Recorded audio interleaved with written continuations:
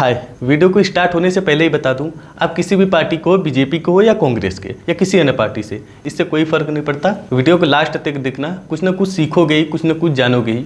तो चलो शुरू करते हैं। इस वीडियो में हम 4 चीज़ों के बारे में बात करने वाले हैं। पहला, गौतम अडानी जी पर लगे आरोप।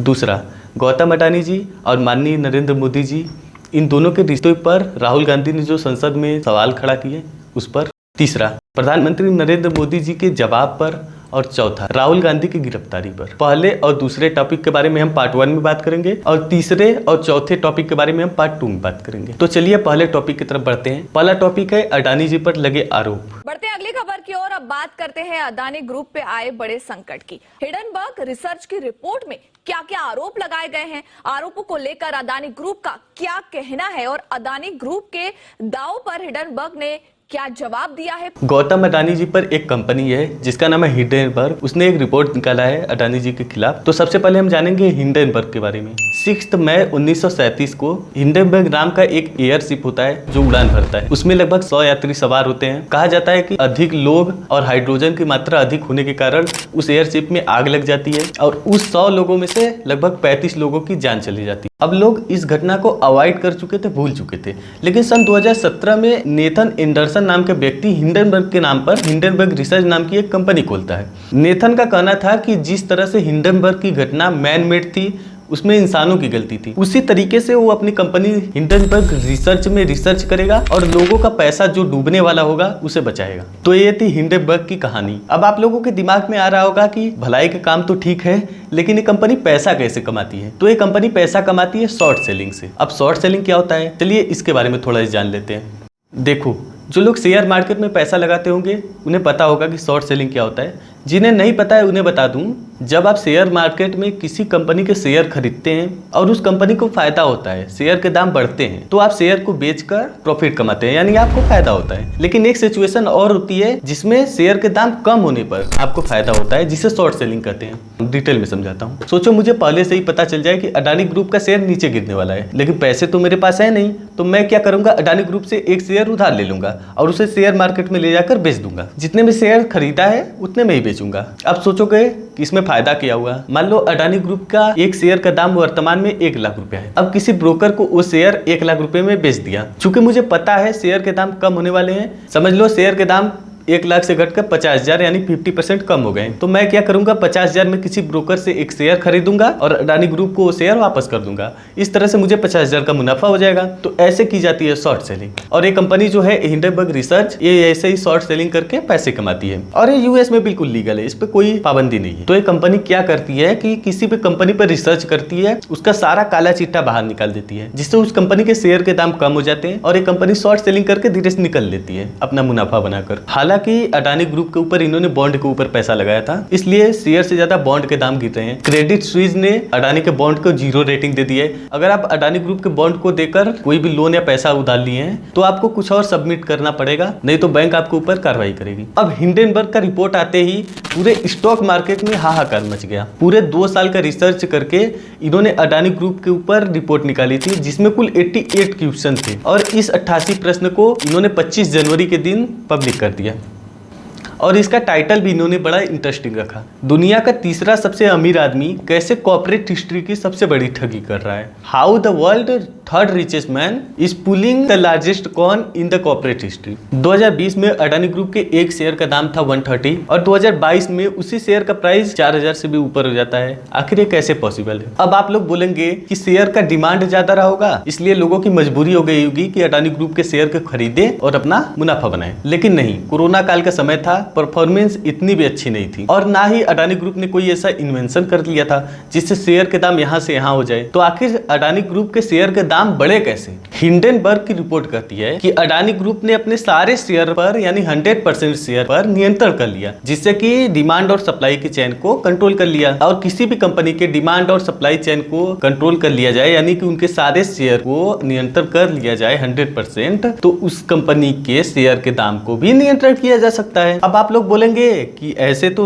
कोई भी कंपनी अपने शेयर पर नियंत्रण कर सकती है, तो नहीं। स्टॉक मार्केट में एक रूल है कि 75% से ज्यादा कोई भी कंपनी अपने शेयर को अपने पास नहीं रख सकती। नॉर्मली कंपनियां क्या करती हैं कि 20 से 25% शेयर खुद के पास रखती हैं, बाकी शेयर ब्रोकर को दे देती है। लेकिन अडानी के केस में अडानी जी ने 75% अपने पास रख लिए। रूल के मुताबिक तो कोई इलीगल काम नहीं हुआ। अब आप लोग बोलेंगे कि अभी भी तो 25% स्टेक बचा है, ऐसे कैसे 100% शेयर पर नियंत्रण कर लिया? तो नहीं, 25% शेयर में मॉरिशस बेस्ड कुछ कंपनियां आती हैं जिसे विनोद अडानी जी, जो गौतम अडानी जी के भाई हैं, वो हैंडल करते हैं। और ये सब चीजें मैं अपने मन से नहीं बोल रहा हूँ, ये सारी चीजें हिंडनबर्ग की रिपोर्ट में साफ साफ लिखा गया है। विनोद अडानी जी कई लोगों के साथ मिलकर मॉरिशस में कई सारी कंपनियां खोली और उस कंपनियों से अडानी ग्रुप के 25% स्टेक में निवेश करवाया और शेयर के दाम बढ़ा लिए। तो ये थी पूरी अडानी ग्रुप की कहानी। अब दूसरे टॉपिक के ऊपर चलते हैं।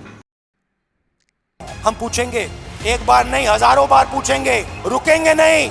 जब तक अडानी जी की सच्चाई नहीं निकलेगी तब तक हम नहीं रुकेंगे। अडानी जी और मोदी जी एक हैं और देश का पूरा धन एक व्यक्ति के हाथ में जा रहा है। हिंडनबर्ग की रिपोर्ट आने के बाद संसद में बैठक होती है और राहुल गांधी जी आते हैं, कुछ सवाल पूछते हैं और कहानी यही से शुरू होती है। राहुल गांधी जी अपने सवालों को बड़ी चालाकी से देश के युवाओं के ऊपर डालते हुए बोलते हैं कि जब मैं भारत जोड़ो यात्रा कर रहा था तो देश के युवाओं ने मुझसे कुछ सवाल पूछा था। उन्होंने पूछा कि मोदी जी ने कहा स्टार्टअप करो, हम भी अडानी जी जैसे बनना चाहते हैं, तो भैया किसी भी बिजनेस में घुस जाओ और एकदम सक्सेस हो जाए। और दूसरे सवाल में राहुल गांधी जी बोलते हैं कि अडानी जी को इंडिया के सारे सरकारी बिजनेस यूं ही दिए जा रहे हैं। दूसरा सवाल था कि ये अडानी जी हैं, ये किसी भी बिजनेस में घुस जाते हैं। पहले ये 1-2 बिजनेस करते थे, अब ये 8-10 सेक्टर्स में काम करते हैं। Airports, data centres, cement, solar energy, wind energy, aerospace and defence, consumer finance, renewables, media.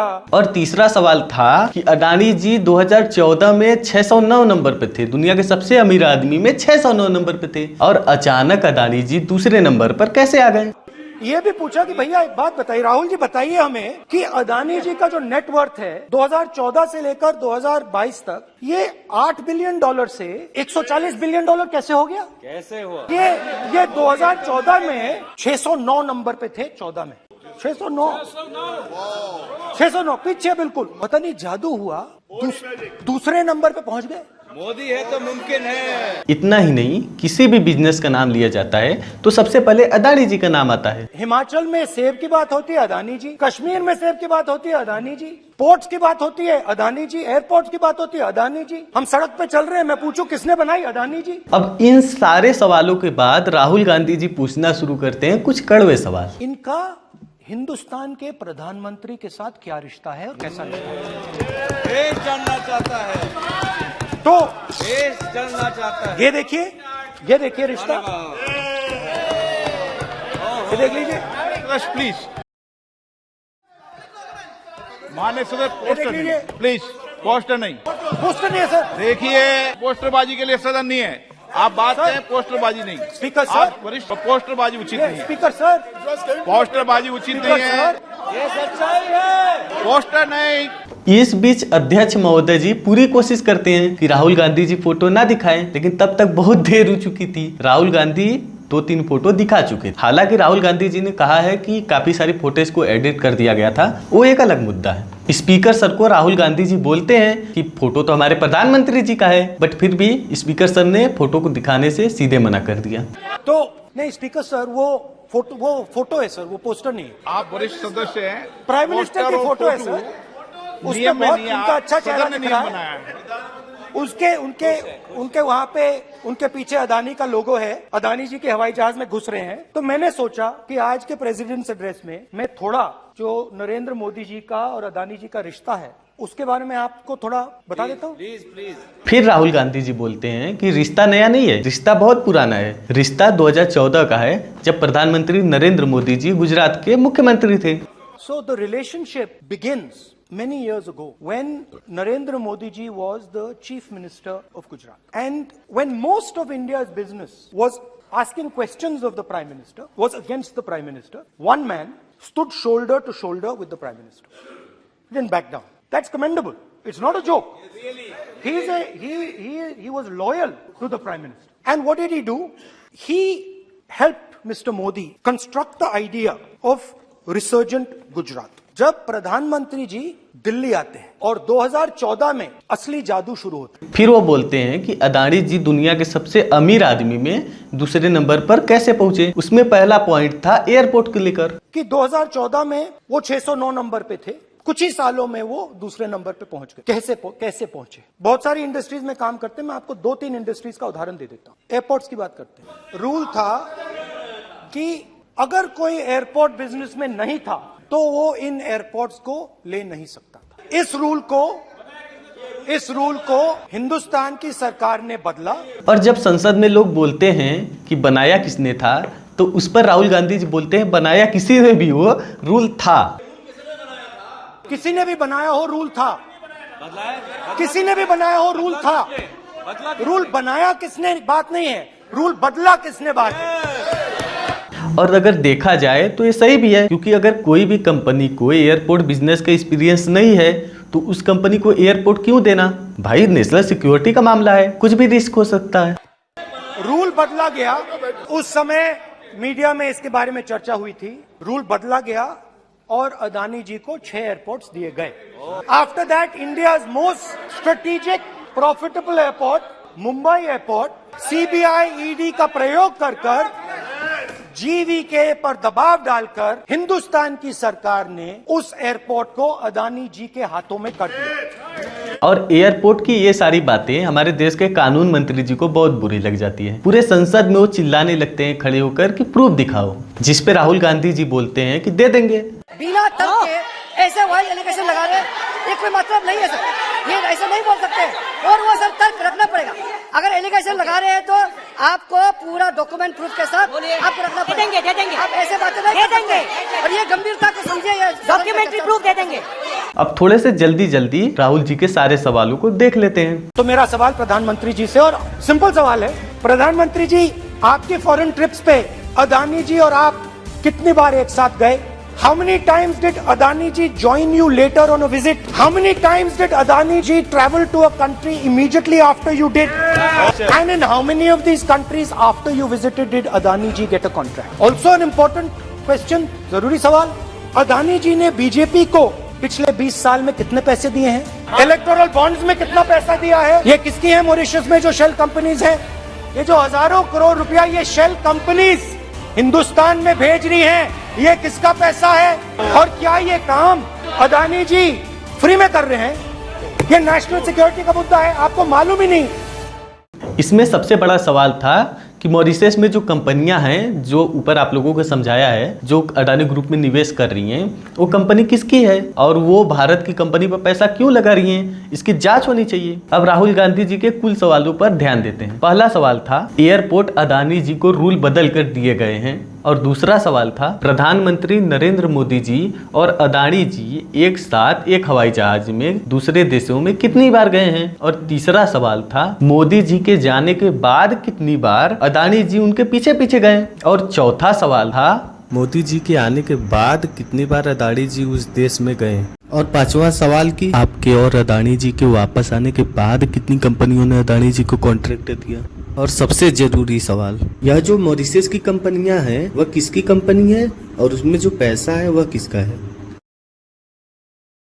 अब इस पार्ट में हम लोगों ने 2 चीजों के बारे में जाना, पहला अदानी जी और दूसरा राहुल गांधी जी के सवाल। अब अगले पार्ट में हम लोग देखेंगे हमारे माननीय प्रधानमंत्री जी के जवाब को और राहुल गांधी जी के गिरफ्तारी को। तो तब तक वेट करिए, और वीडियो पसंद आ रही है तो प्लीज लाइक कर देना, और पहली बार देख रहे हो तो सब्सक्राइब भी कर लेना, नहीं किए हो तो। मिलते हैं पार्ट 2 में, जल्दी आएगा, 1-2 दिन में पार्ट 2 भी आ जाएगा। तो मिलते हैं अगले पार्ट में।